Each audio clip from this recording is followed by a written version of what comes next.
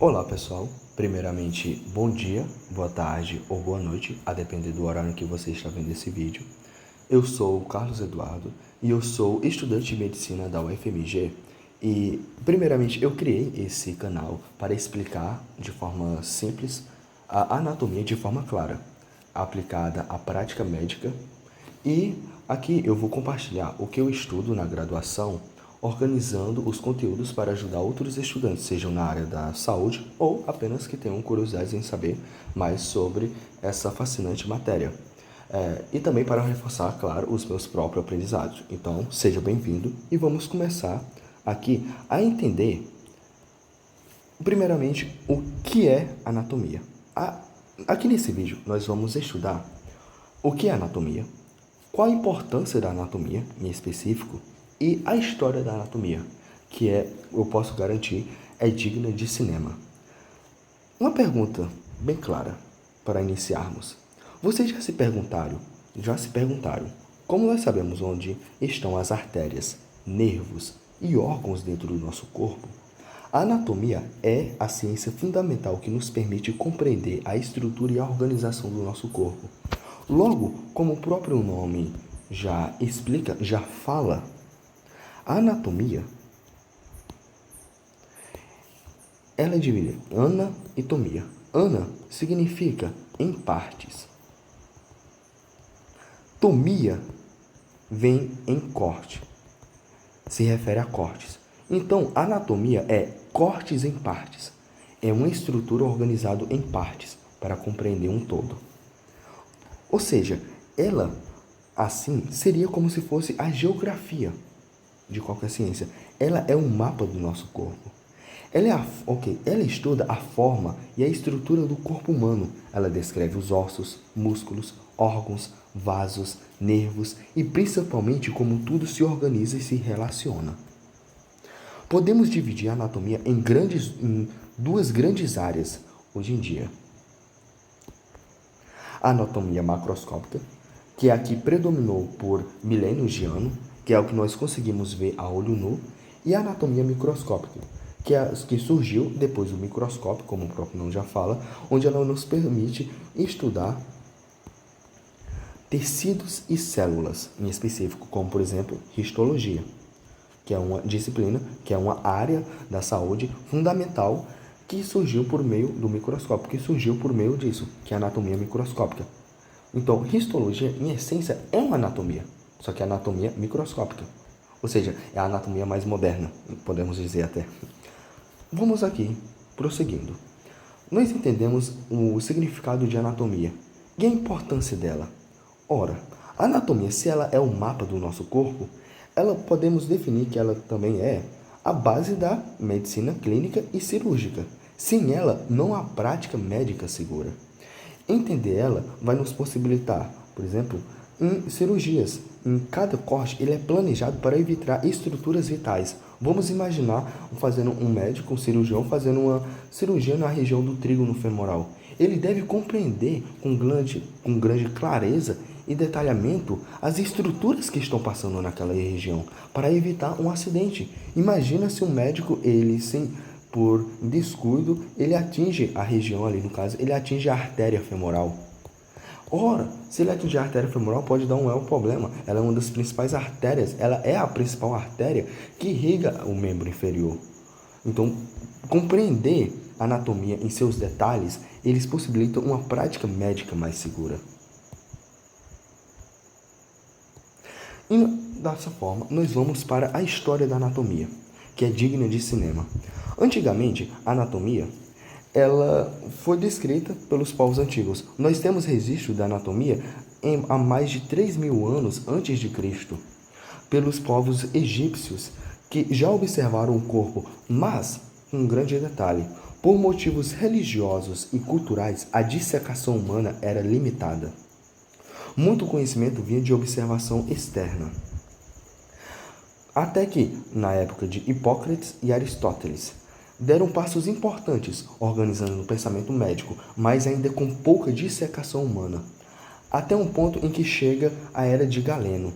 E como tinha aquela restrição, principalmente por meio da Igreja Católica, que evitava ao máximo dissecar o corpo humano, porque eles viam, horas, como você quer abrir e mexer nas entranhas de uma obra que é a imagem e semelhança de Deus? Isso é impossível, isso não pode. Logo, por meio dessas limitações, Galeno falou, horas, se eu não posso dissecar um corpo humano, um específico do ser humano, eu vou então dissecar uma estrutura que parece com ele, que é que é fisiologicamente parecido, semelhante.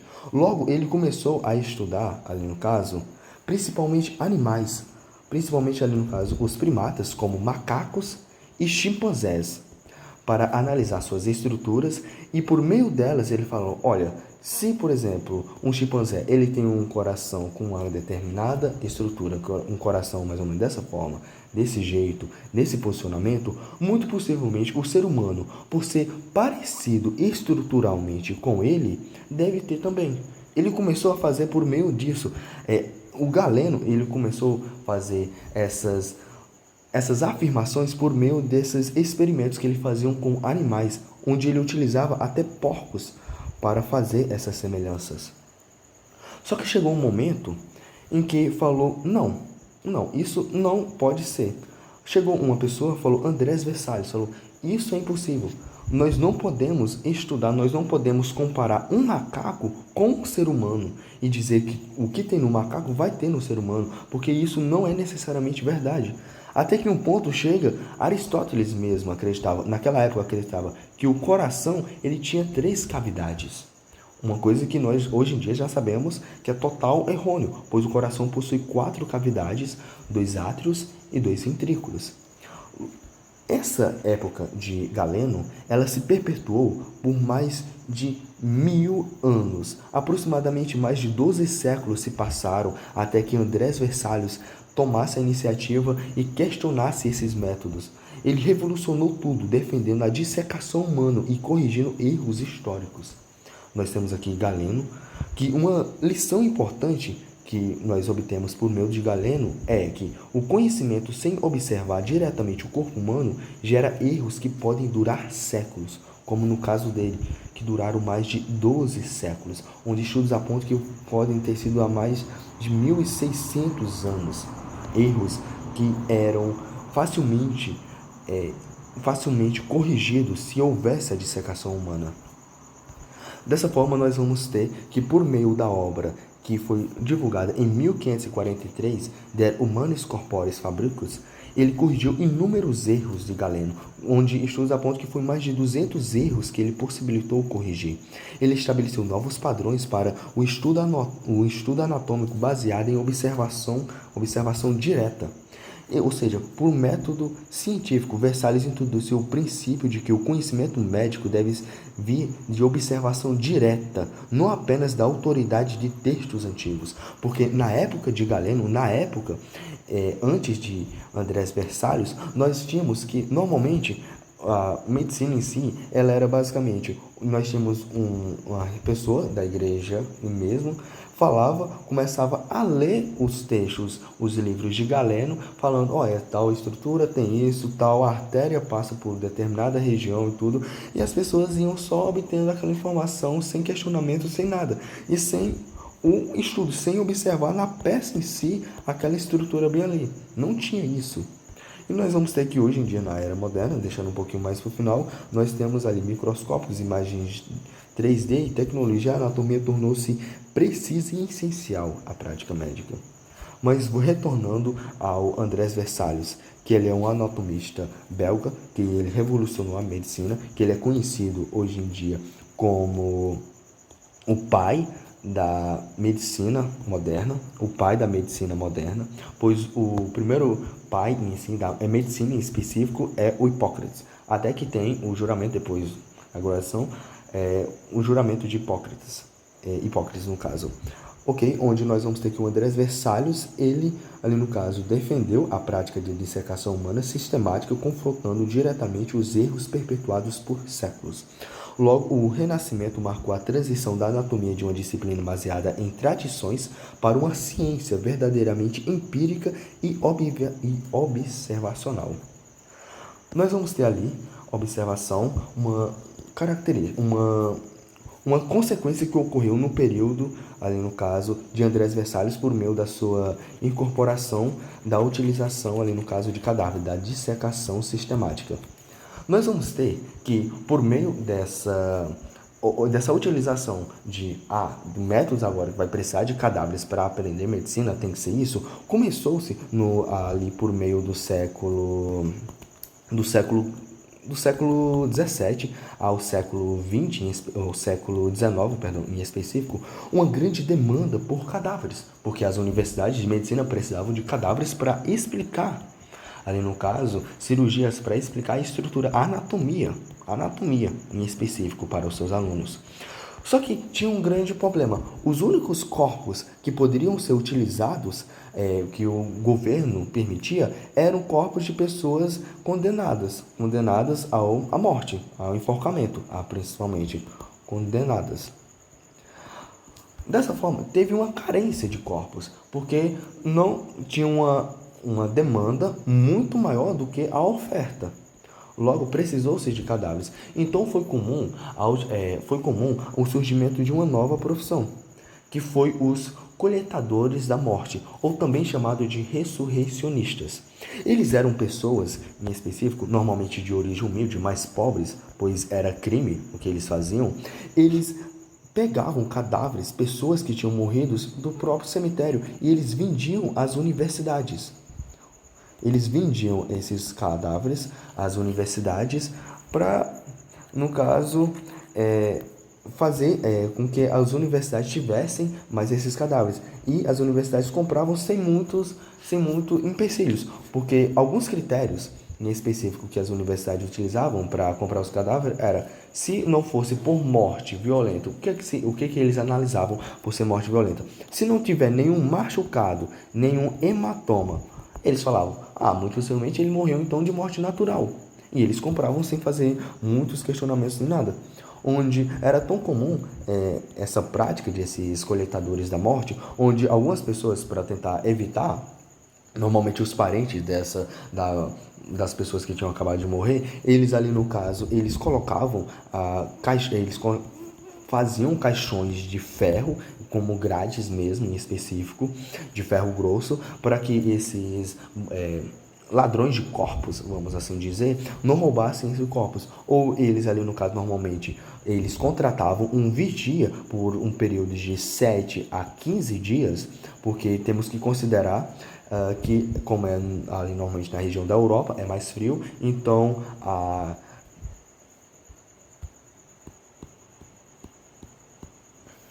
ali no caso, a putrefação do cadáver em si era mais lenta. Então, no caso, nós vamos ter que, por esse período de 7 a 15 dias, ficava um vigil olhando para ninguém roubar aquele corpo, ou senão eles guardavam normalmente os corpos em caixões, em caixas, para, a partir do momento em que o seu corpo já começasse a ficar tão apodrecer, aí ficasse um estado já que não poderia mais ser utilizado para dissecação, eles iam lá e enterravam. Nós normalmente tínhamos esses 3 métodos em específico que os familiares das pessoas que tinham acabado de morrer faziam, para evitar com que esses coletadores da morte resgatassem, pegassem esse corpo para vender para as universidades. E teve um caso muito específico que foi até que institucionou mudou esse padrão para acabar com essa profissão e tudo mais, que foi o caso dos irmãos Becker e Hubbard.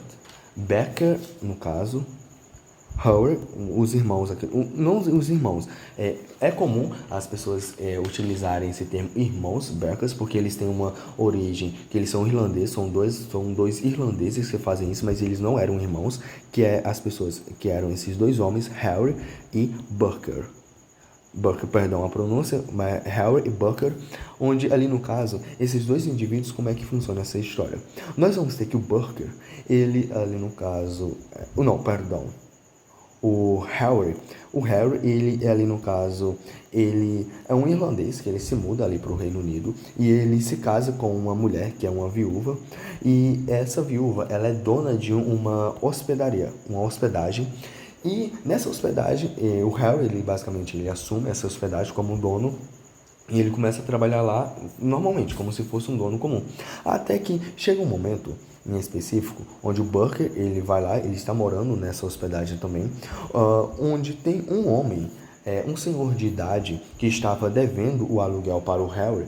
Ele, por motivos desconhecidos, ele adoece e ele morre. E o Harry, para que ele não tenha esse prejuízo, ele não fique nessa desvantagem, que ele não perca o dinheiro dele, ele vende o cadáver, o corpo desse senhor que tinha acabado de morrer para uma universidade que estava sendo controlada, para um professor de anatomia no caso, que era o Robert Knox. Só que no momento em que ele iria vender esse corpo, onde tinha o Burker também, ele tinha ajudado o Harry a ir levar esse corpo para o Robert Knoll, que eles tinham planejado vender esse corpo para a universidade. Eles não encontram o Robert Knoll, esse homem, e sim um assistente dele. Aí esse assistente ele fala para eles retornarem à noite, retornarem um momento que não tivesse ninguém vendo e a universidade não tivesse funcionando, não tivesse em aula em específico, para ele comprar. E ele foi, esse senhor estava devendo 4 libras para o Harry, para o dono da hospedagem. Só que aí eles foram, venderam para a universidade e ela pagou, a universidade em si, o assistente do Robert Knowles, ele pagou 7 libras. E ele vendo ali no caso que tiveram um lucro de 3 libras, que aí naquele tempo era um dinheiro até que considerável, eles falaram, não, calma aí, deu um bom dinheiro. Se nós vendêssemos mais corpos, se nós arrumássemos mais jeito de obter esses corpos, nós poderíamos obter um grande lucro. Então foi dessa forma que eles começaram a matar as pessoas normalmente, pessoas que eram as principais vítimas deles eram normalmente mulheres, sendo essas mulheres prostitutas, mulheres ali no caso que ninguém da sociedade, de baixo escalão, onde ninguém da sociedade em específico lá no Reino Unido iria reparar o sumiço, crianças era bem comum, ou senão homens velhos, homens já senhores de idade, onde eles aqui no caso, esses 3 principais alvos aqui, o Harry e o Burker, eles normalmente embriagavam essas pessoas, deixavam elas muito bêbadas e depois disso eles matavam asfixiadas, porque como eu tinha falado anteriormente, o método utilizado para a universidade avaliar se aquele corpo tinha sido foi matado, foi uma morte morrida, uma morte matada, eles basicamente só analisavam, tem hematomas? Se não tiver hematomas, muito possivelmente foi uma morte de uma doença, foi uma morte e ele morreu de formas naturais, então eles compravam aquele corpo. Então, logo dessa forma, eles analisavam, eles ali no caso, esses amigos, o Harry e o Bucky, eles matavam essas pessoas asfixiadas e eles vendiam esses corpos para o Robert Knowles, para esse professor. Só que chegou um momento em que eles atuaram, eles já estavam há quase um ano atuando, fazendo esses métodos, eles matando essas pessoas e vendendo para a universidade. Só que chegou um momento em que eles mataram uma senhora em específico, em que quando os alunos lá, o professor Robert Knowles estava dando aula e tudo mais, alguns alunos reconheciam aquela mulher, conheciam ela e questionaram por que ela tinha morrido, o que aconteceu, e começou-se uma investigação sobre isso, até que acionou a própria polícia, e essa polícia, ela investigou o Robert Knowles e obteve a informação de onde é que ele tinha obtido aquele corpo, até que chegou ali no caso nos irmãos, os irmãos, falando muito, mas até que chegou aqui no caso nos amigos Harry e Bucky, nos parceiros, nessa dupla. E ali no caso, aproximadamente em 1828, eles ali no caso foram investigados, a polícia chegou neles, apreendeu algum deles, o Burker em específico, eles aprenderam e em 1829 eles foram sentenciados, onde nós vamos ter que o Harry, ele conseguiu fugir, ele ficou foragido, e o Burker, ele em específico, no dia 29 de janeiro de 1829, ele foi enforcado, foi morto à praça, onde nesse enforcamento tinha mais de 25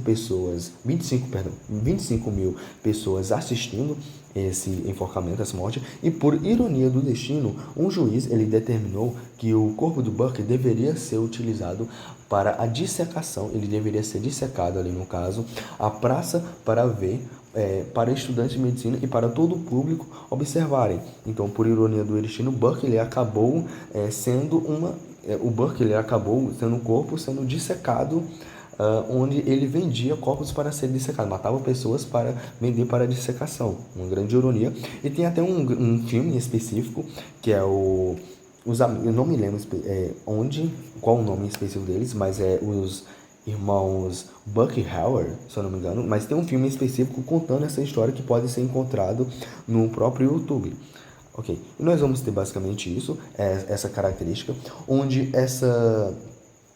esses casos aqui eu acabei de contar, ele foi importante para um fenômeno, para um acordo que ocorreu em 1832, que foi o acordo anatômico, onde aqui eles instituíram, o governo mesmo do Reino Unido, ele instituiu leis em específico para, ali no caso, a obtenção de cadáveres para ser utilizados para as universidades, porque não poderia ser qualquer cadáver que poderia ser utilizado, tinha que ter uma evidência, tinha que ter ali no caso uma fonte mais segura, para evitar esses tipos de caso, do Harry e Burker.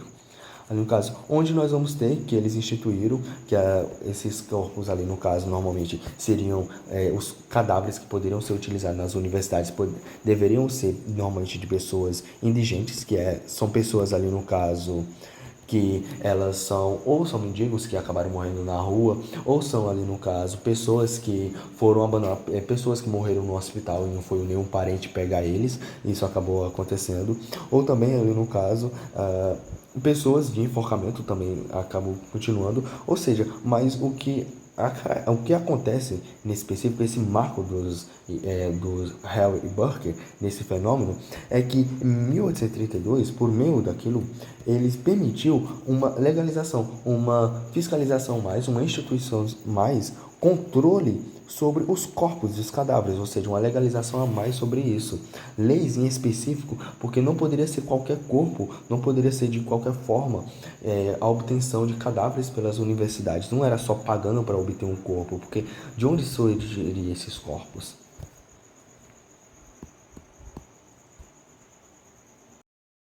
Portanto, nós temos que, com o tempo, isso foi aumentando, uma vez que em abril de 1895, lá na Basileia, se não me engano, lá na Suíça, surgiu o primeiro padrão internacional da terminologia anatômica, o Basel Nomine Anatomic,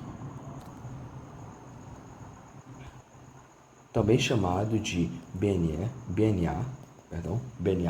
onde ali no caso ele teve o intuito de reduzir os nomes das estruturas anatômicas, que era algo em torno de 50.000, para aproximadamente, reduzindo depois, 5.500 nomes apenas de estruturas anatômicas, onde ele instituiu, ali no caso, a utilização de palavras em latim, de padrão aqui no caso em latim, e também eliminou os epônimos, que é a utilização ali no caso de nomes de pessoas em específico para estruturas anatômicas, deixando dessa forma o nome de estruturas mais padronizados e padrões, onde ele não vai ter um nome específico de um cientista que estudou aquilo, mas sim um nome que faz referência a uma organização daquela estrutura naquela região em específico, por exemplo.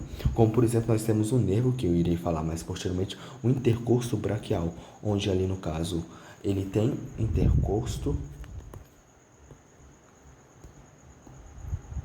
intercosto braquial, onde ali no caso ele tem uma terminologia intercosto, que está na região, no caso do tórax, ali no caso do intercosto, de costelas, e braquial, indo ali no caso para a região braquial, que é do nosso braço, ou seja, nomes que fazem ali no caso sentido, que já explicam boa parte daquela estrutura. Começou-se a adotar mais nomes nesse estilo, nesse padrão. Então, dessa forma, nós temos isso. E nós vamos ter ali no caso, a partir da era do microscópio, a evolução, ali no caso, onde nós vamos ter que, com o desenvolvimento do microscópio, a anatomia, ela expandiu seus horizontes, além do que o olho nu poderia ver. Passamos a estudar tecidos e células com detalhes antes impossíveis. A anatomia microscópica revelou estrutura celular detalhada, organização de tecidos, processos patológicos micrológicos, base da histologia moderna, como por exemplo a era do microscópio, a anatomia microscópica, ela possibilitou a gente identificar, por exemplo, os tendões, que nada mais vão ser ligamentos de músculo aos ossos, onde nós podemos classificar os tendões como tecido conjuntivo denso, tecido conjuntivo denso modelado. Nós possibilitamos obter um nível, uma expansão do nosso conhecimento anatômico muito superior, antes inimaginável. Dessa forma, nós vamos ter que a anatomia do século XXI, ela se caracteriza por integrar métodos tradicionais com uma tecnologia de ponta, criando uma experiência de aprendizado e aplicação clínica sem precedentes, onde nós temos dissecação clássicas, modelos 3D, simulação interativas que permitem explorar o corpo de todos os ângulos possíveis, imagens médicas como tomografia e ressonância magnética que revelam a anatomia in vitro com precisão milimétrica. Então, dessa forma, nós vamos ter que a anatomia na prática médica, ela é crucial para o diagnóstico, planejamento, acompanhamento e intervenção.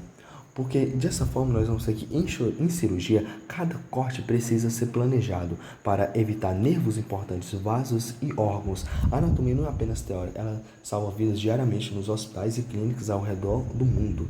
Porque nós vamos ter, por exemplo, nervos importantes. Nós temos um procedimento bem comum, que vai ser aqui no caso a mastectomia, onde ela é uma cirurgia que se caracteriza pela remoção total ou parcial das mamas, normalmente de mulheres que estão com câncer de mama, onde nós vamos ter que um nervo bastante comum de ser lesionado é o nervo intercurso braquial, falando anteriormente, onde esse nervo ele é um importante, um dos cruciais nervos cutâneos, ou seja, sensitivos, que vão irrigar normalmente, que vão inervar normalmente a região da axila e a região ali no caso medial superior do nosso braço, e vão normalmente tem-se que quando o médico cirurgião, ele não tem um conhecimento detalhado daquela região, não tem um conhecimento aprofundado de anatomia, é muito comum ocorrer a danificação ou até a remoção em si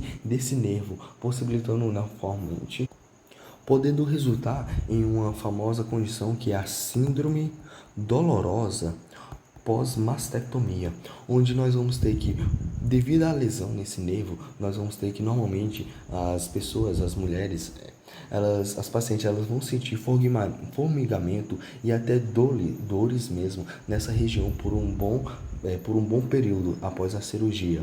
Então, dessa forma, fica evidente que o conhecimento detalhado, o conhecimento preciso é crucial para você atuar como um bom cirurgião.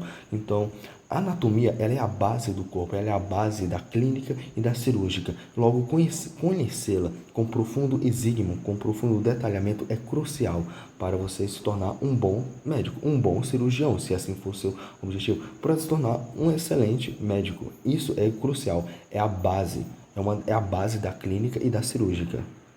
Logo, nós vamos ter aqui um resumo importante da anatomia. Nós aprendemos sobre o fundamento da medicina, que ela é o fundamento da medicina em si, porque antigamente a medicina em si, o curso, era só basicamente anatomia, obstetrícia, era mais só cirúrgica. A aplicação essencial, nós conseguimos identificar isso e nós conseguimos concluir também uma evolução contínua. Sua história mostra que a medicina só avança quando voltamos ao corpo e observamos com método científico. Logo, dessa forma, eu agradeço por você ter ficado até aqui. Obrigado. Desculpe qualquer erro. Estou disposto a ouvir qualquer comentário, em específico construtivo, que você queira deixar. Muito obrigado. Até mais.